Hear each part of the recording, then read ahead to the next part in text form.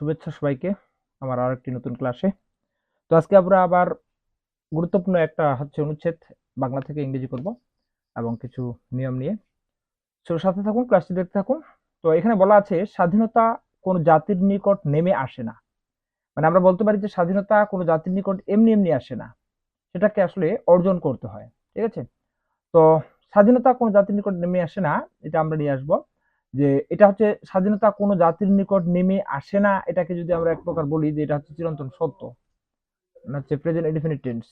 তো সেক্ষেত্রে বলতে পারি হচ্ছে লিবার্টি ডাজ নট ডিসেন্ট আপন এনি নেশন, মানে এটা অটোমেটিকলি চলে আসে না। লিবার্টি ডাজ নট ডিসেন্ট আপন any nation.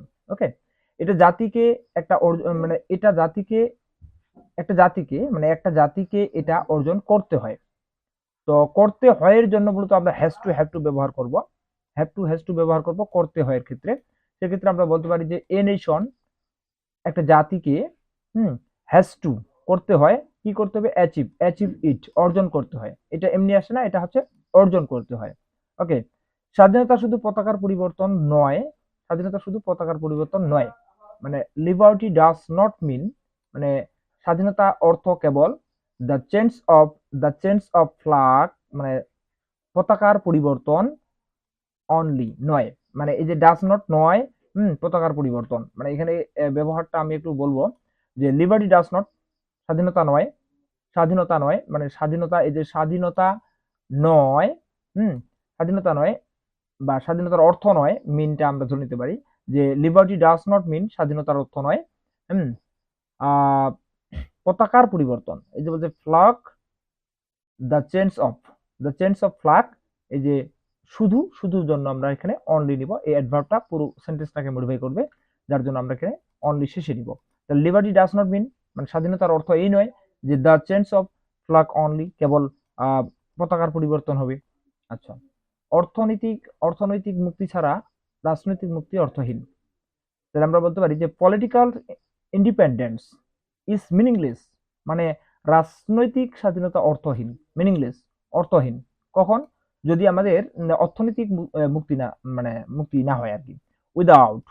Without economic independence, মানে অর্থনৈতিক মুক্তি যদি আমাদের না হয়, মানে অর্থনৈতিক স্বাবলম্বী যদি আমরা না হই, সেক্ষেত্রে পলিটিক্যাল যে স্বাধীনতা আছে সেটা দিয়ে কোনো কাজ হবে না।